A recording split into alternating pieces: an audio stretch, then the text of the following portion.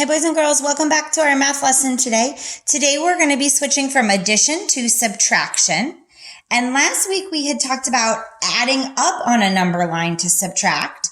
And today we're going to practice subtracting backwards on a number line by breaking apart our second number into place values. So you're going to need your subtracting on an open number line notes. And I went ahead and cut out my boxes and glued them in my notebook. So I have one on the left side of my notebook and one on the right side of my notebook so that they're side by side so I can see my notes clearly. Go ahead and pause the video while you get your notebook set up and ready to go, and then come back and join me.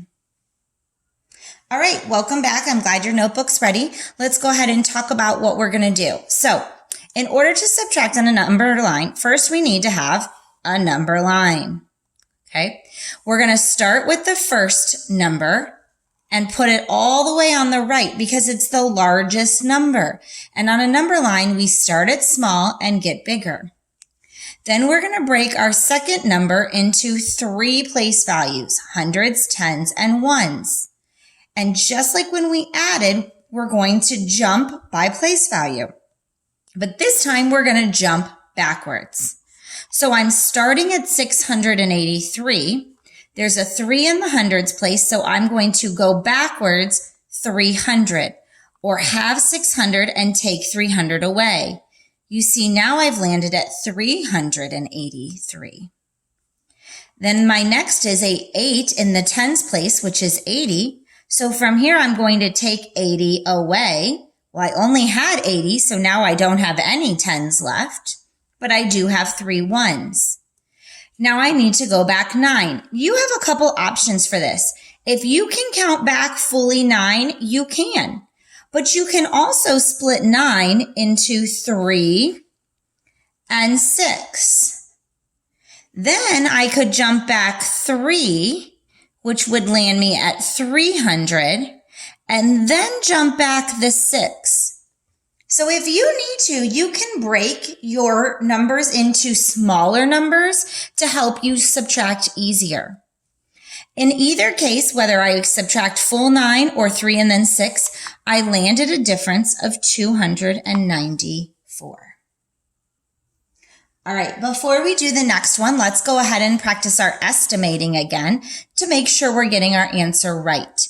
So we're going to round 534 to 500 because it's closer to 500.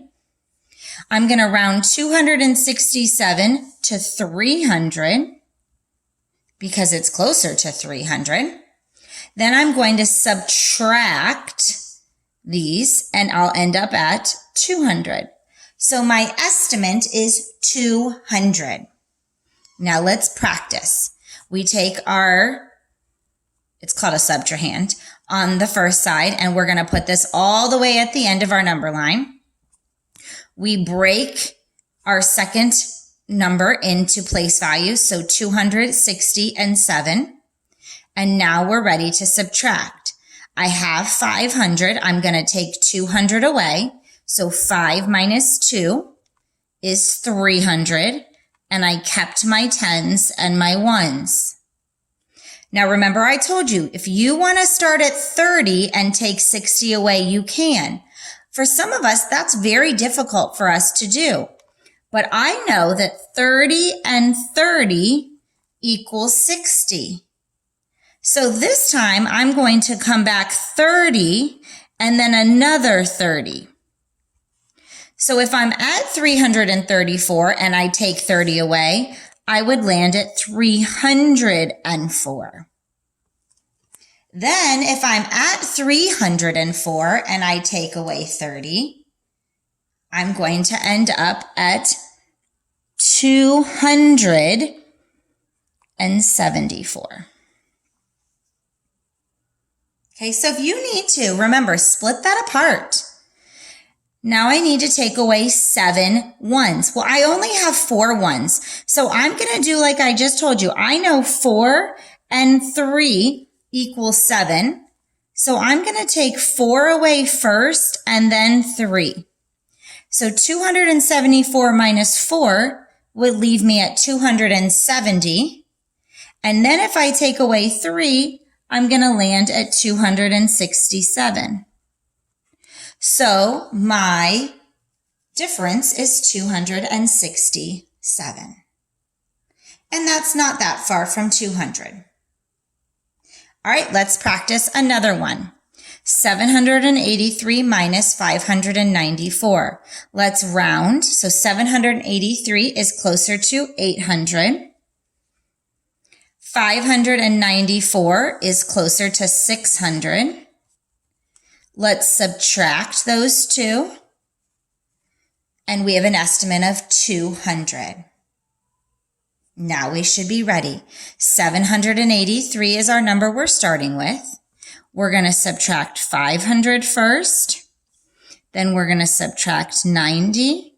And then we're going to subtract 4 because I broke apart 594. So 700, I take 500 away. I'm going to land at 283. Now I have to take 90 away. Remember, I just told you this a little while ago. That's difficult for me to do because I know I'm going to have to count below 200. So what I'm going to do is break this into 80 and 10. So now if I'm at 283 and I come back 80, I'm going to land at 203. Then if I take 10 away, I know I'm going to land at 193 because I'm going down 100. Now I need to take 4 away. Well, I only have 3 ones, so I could break this into 3 and 1. 193 minus 3 would leave me at 190. And then if I take away 1 more, I end up at 189. And let's look at our estimate. We said it was going to be close to 200, and 189 is close. Okay, so today we're working on the number line. And again, let's try going up on this one and just try it that way to help also. So let's estimate again. 515 is about 500. 286 is about 300. If I subtract, I get an estimate of 200. This time I want us to practice that adding up again. So let's start at 286. And we know we need to get to 515. So let's do some jumps. Let's jump 100. And we're going to get to 386. Well, I'm pretty close, but I'm not there yet. So let's do another 100. And that's going to get me to 486. Ooh, now I'm even closer. If I go another 100, that would put me at 586, which is too much. So now I'm going to stop at my hundreds and I'm going to move to my tens. So let's look and jump by 10. So let's go 10. That would get me to 496. Let's jump 10 more. That would get me to 506. Uh-oh, now look what happens. If I would jump 10 more, I would get to 516. That's too many. So now I'm going to jump by ones. I know, boys and girls, and I hope you do, that if I'm at 6 and I go up 4, I'm going to land at a group of 10. So I'm going to go ahead and do a jump of 4 this time, and I'm going to land at 510. And I know, look, I only need to go 5 more to land at 515. Now I'm going to put all this together. So let's put it together. Let's start in the ones. We have 5 ones and 4 ones. That's 9. We have 10 and 10. That's 20. And we have 100 and 100. That's 200. So I know my difference is 229. And look how close that is. Good job. All right, let's do one more adding up. So now we've done 2 subtracting and 2 adding up. So let's estimate first. So this is going to give us 700 as an estimate.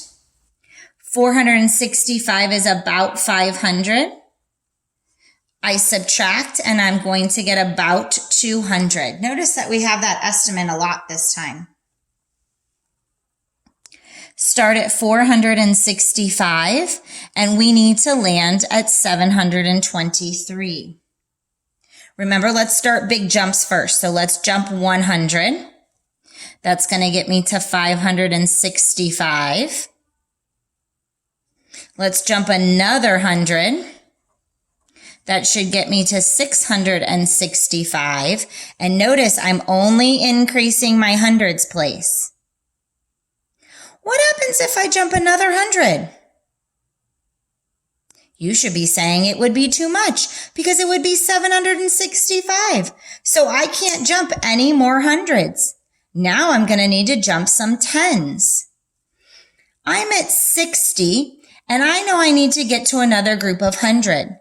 I know if I go 40 more, I'm going to land at 705. So now I'm getting closer to my hundreds place.